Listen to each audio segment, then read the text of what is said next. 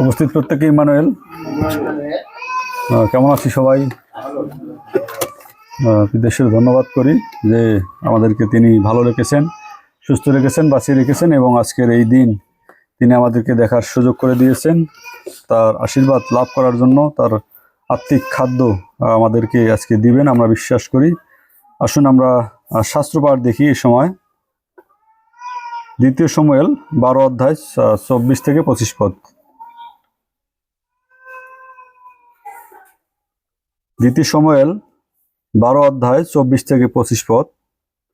আশা করি প্রত্যেকে পেয়েছেন। পাঠ করছি। পরে দাউদ আপন স্ত্রী বৎসেবাকে সান্ত্বনা করিলেন ও তাহার কাছে গমন করিয়া তাহার সহিত শয়ন করিলেন এবং সেই পুত্র প্রসব করিলেন। দাউদ তাহার নাম সলোমন রাখিলেন। আর সদাপ্রভু তাহাকে প্রেম করিলেন। আর তিনি নাথন ভাওবাদীকে প্রেরণ করিলেন। আর তিনি সদাপ্রভুর জন্য তাহার নাম দিদি ও সদাপ্রভুর প্রিয় রাখিলেন। আমেন। প্রভু তার নিজ বাক্যে আমাদের প্রত্যেকে প্রচুর পরিমাণে আশীর্বাদ দান করুন। আসুন যেন পবিত্র শাস্ত্র আমরা বুঝতে পারি, এর জন্য প্রার্থনা করি। জীবন্ত পিতা, তোমার ধন্যবাদ, তোমার প্রশংসা, তোমার গৌরব করি। প্রেমময় পিতা গো, এই সুন্দর সময়ে প্রভু তুমি তোমার বাক্য আমাদেরকে দিয়েছো আজকের এই সুন্দর সকালে, যেন তোমার বাক্য আমরা বক্তা শ্রোতা উভয়ে সে আত্মিক খাদ্যরূপে নিজেদের হৃদয়ে ধারণ করতে পারি এবং আমরা তা যেন আমাদের বাস্তব জীবনে চলার পথে প্রয়োগ করতে পারি। তুমি আমাদের সেই আশীর্বাদ আমাদের জীবনে দান করো। এই প্রার্থনা একমাত্র ত্রাণদাতা মুক্তিদাতা প্রভু যীশু খ্রিস্ট কেবল তোমার পবিত্র নামে চাইলাম, শ্রবণ ও গ্রাহ্য করো। আমেন। সেদিন আমি আমাদের ইউজি ভাইকে জিজ্ঞেস করতেছিলাম এই 24 এবং 25 পদের উপরে। নীরব ধ্যানে অনেক বিষয় আসছে।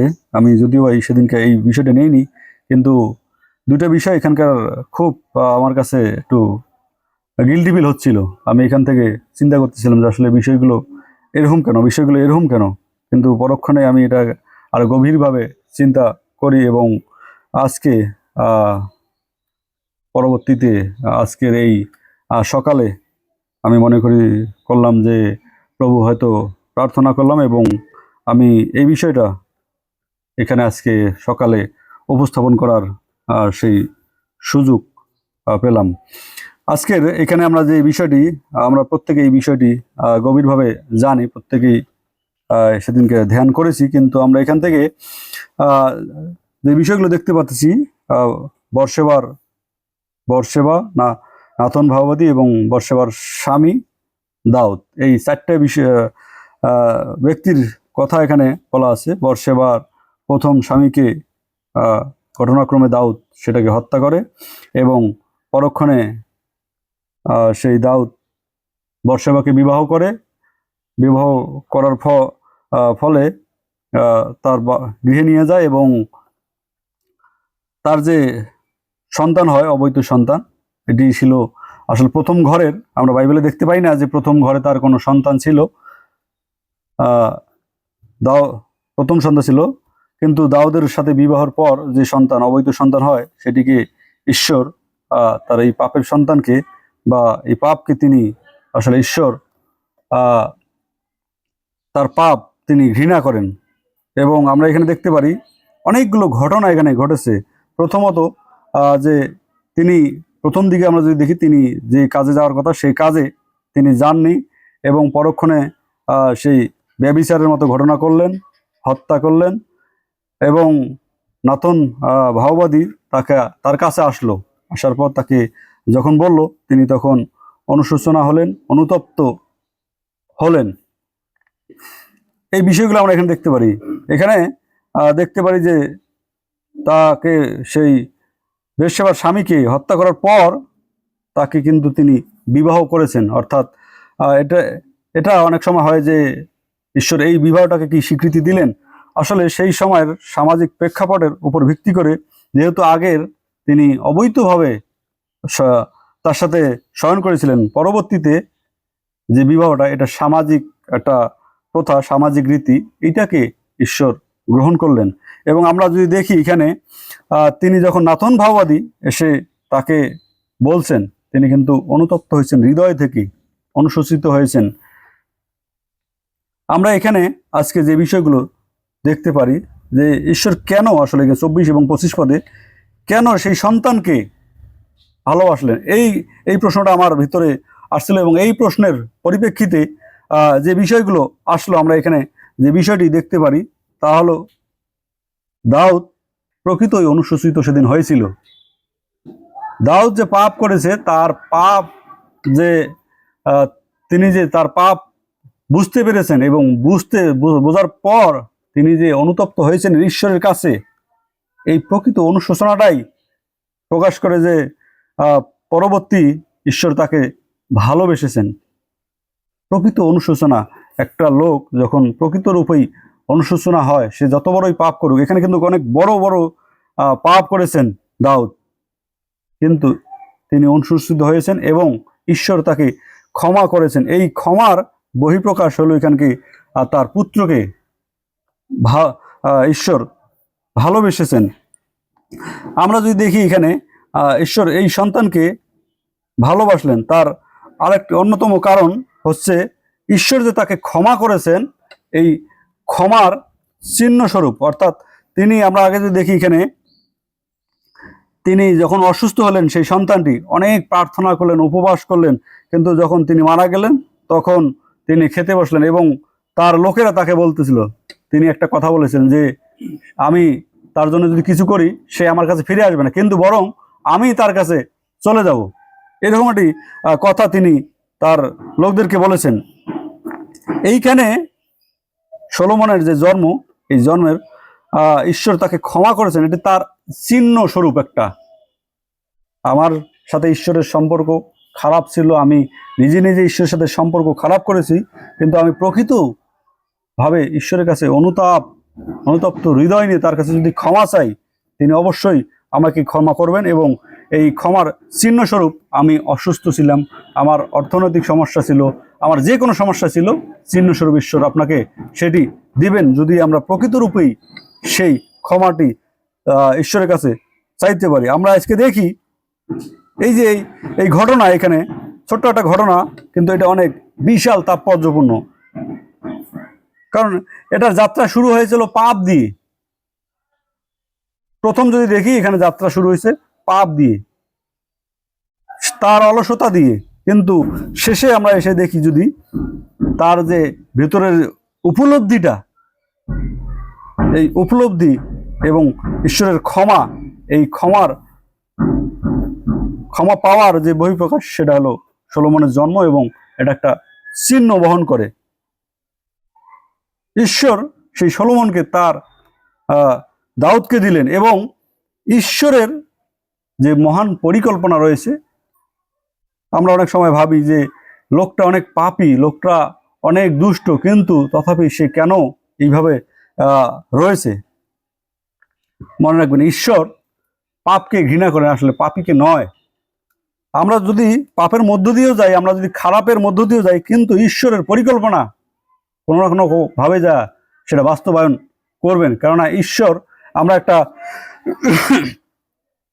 যখন থিওলজি পড়তেছিলাম, লিসার একটা ঘটনা দেখাইছিল সেই পিঁপড়ার উদাহরণ দিয়ে। আমরা পিঁপড়া অনেক সময় এদিক যায়, যদি আমরা সেখানে ব্যারিকেড দেওয়া হয়, আবার সে রাস্তায় ওঠে। ঠিক একইভাবে আমরা আমাদের জীবনযাত্রায়, আমরা যদি বিভিন্নভাবে সেই ঈশ্বরের যে পরিকল্পনা, সেই পরিকল্পনা ব্যতিরেকে আমরা জীবনযাপন করি, কিন্তু ঈশ্বর আবারও ঠিক আমাদের সঠিক প্ল্যাটফর্মে তুলে দেন। আজকে সেই ঘটনার বহিঃপ্রকাশ আমরা এখানে দেখতে পাচ্ছি যে দাউদ অনেক বড় বড় পাপ করেছেন, কিন্তু ঈশ্বরের যে পরিকল্পনা ছিল, সেই পরিকল্পনার অংশস্বরূপ সলোমনকে সেদিন দিয়েছেন।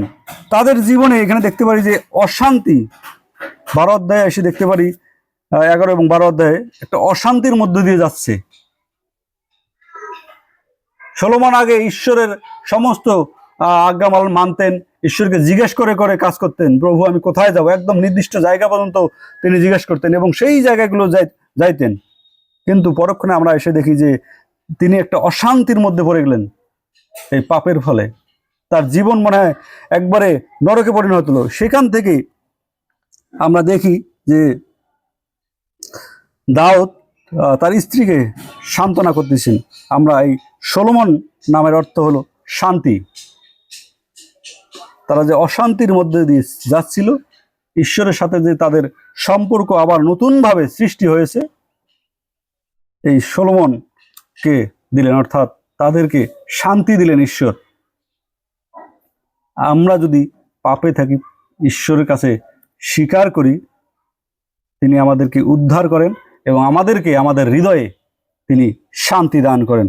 আজকে এই ঘটনা আমাদেরকে প্রকাশ করতেছেন যে তিনি শান্তি দেন। আমরা যদি একটি পদ দেখি, গীত সংহিতা তার 30 অধ্যায় 5 পদ, এখানে বলা আছে, কেননা তাহার ক্রোধ নিমিষেই থাকে, তাহার অনুগ্রহতেই জীবন। সন্ধ্যাকালে রোদন অতিথিরূপে আইসে, কিন্তু প্রাতকালে আনন্দ উপস্থিত হয়।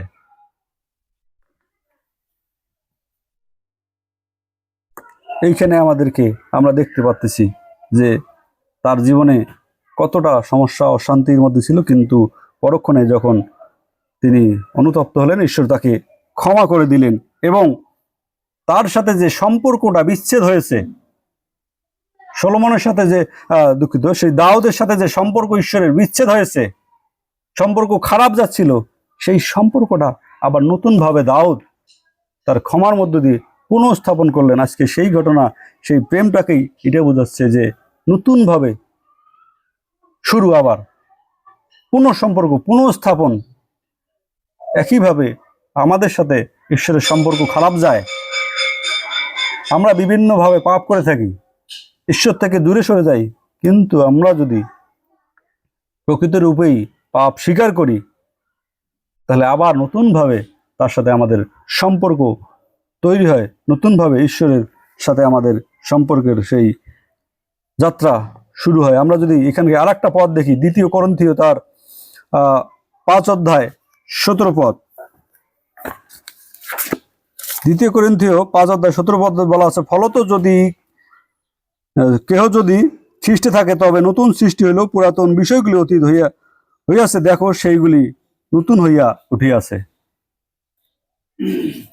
অর্থাৎ আমরা যদি সেই সম্পর্ক ঈশ্বরের সাথে আবার ঠিক করি, আমাদের সমস্ত কিছু নতুন হয়ে যায়। তাই এই ঘটনা 24 এবং 25 পদে ঈশ্বর সলোমনকে ভালোবাসলেন, তাকে প্রেম করলেন, তাকে চিহ্ন স্বরূপ দাউদকে দিলেন যে আমি তোমাকে ক্ষমা করেছি, তোমার মৃত্যু ঘটিবে না। কিন্তু তার যে প্রাপ্য, অর্থাৎ পাপের শাস্তি, ন্যায় বিচার, তিনি সেটি দিয়েছেন, সেটি দাউদ পেয়েছেন। আমরা উপরের ঘটনায় দেখেছি। ঈশ্বর ন্যায় বিচারক, ক্ষমাশীল, দয়াবান। ঈশ্বর ন্যায় বিচার করবেন, ঈশ্বর ক্ষমা করবেন এবং ঈশ্বর আমাদেরকে সেই ক্ষমার ফলস্বরূপ চিহ্ন আমাদেরকে দিয়ে থাকেন। আমরা পরিপূর্ণ রূপে যদি আমরা অনুশোচিত হই, তাহলে আমরা ঈশ্বরের বিশেষ প্রেম দেখতে পারি। সেই বিশেষ প্রেম আমরা এখানে যদি 25 পদে দেখি, নাথন ভাওবাদীকে প্রেরণ করেছেন এবং তার নাম দিয়েছেন জি দিদিও, অর্থাৎ সদাপ্রভুর প্রিয় রাখিলেন। ঈশ্বর তাকে বিশেষ একটা নাম দিলেন, স্পেশাল নাম, জি দিদিও, সদাপ্রভুর প্রিয়।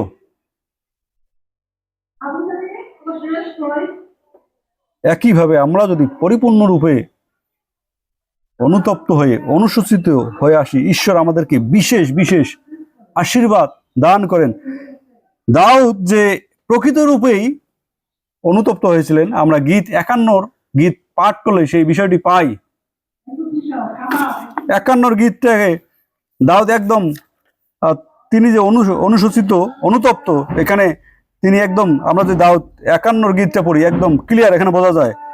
প্রথম পদেই বলা আছে, হে ঈশ্বর, তোমার দয়া অনুসারে আমার প্রতি কৃপা করো, তোমার করুণা বাহুল্যে অনুসারে আমার অধর্ম সকল মার্জনা করো।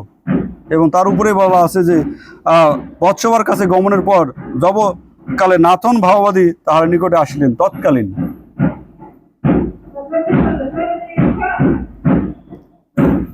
তার প্রকৃত অনুতাপের বিষয়টি এখানে ফুটে ওঠে, আর যার ফলে ঈশ্বর তাকে ক্ষমা করে, তাকে আবারও পুনরায় সেই আশীর্বাদ প্রাপ্ত করছেন।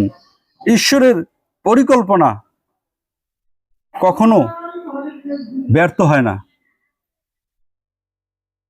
ঈশ্বরের পরিকল্পনা বাস্তবায়ন হবেই হবে। এটা আমরা আজকের এই বাক্যের মধ্য দিয়ে দেখতে পারি। তাই খ্রিস্টীয় প্রিয়জন, ঈশ্বর শাস্তি দেন কিন্তু ভালোবাসেন। ঈশ্বর নতুনভাবে আমরা ক্ষমা চাইলে নতুনভাবে আমাদের সাথে সম্পর্ক শুরু করেন, চিহ্ন দেন এবং আমাদেরকে প্রিয় বলে ডাকেন, আমাদেরকে বিশেষ উপহার তিনি দেন। তাই আমরা আসলে কোথায় রয়েছি, আমাদের অবস্থান কি, আমরা আসলে কি দাউদের মতো অনুতপ্ত হতে পারি?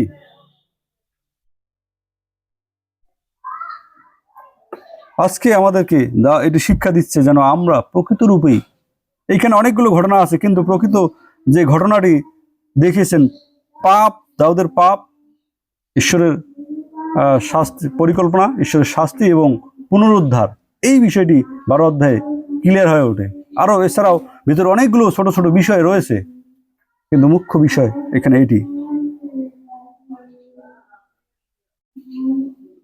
তাই আমরা যেন প্রকৃত রূপেই সত্যিকার অর্থে অনুতাপ করি আমাদের পাপের জন্য, আমাদের অপরাধের জন্য।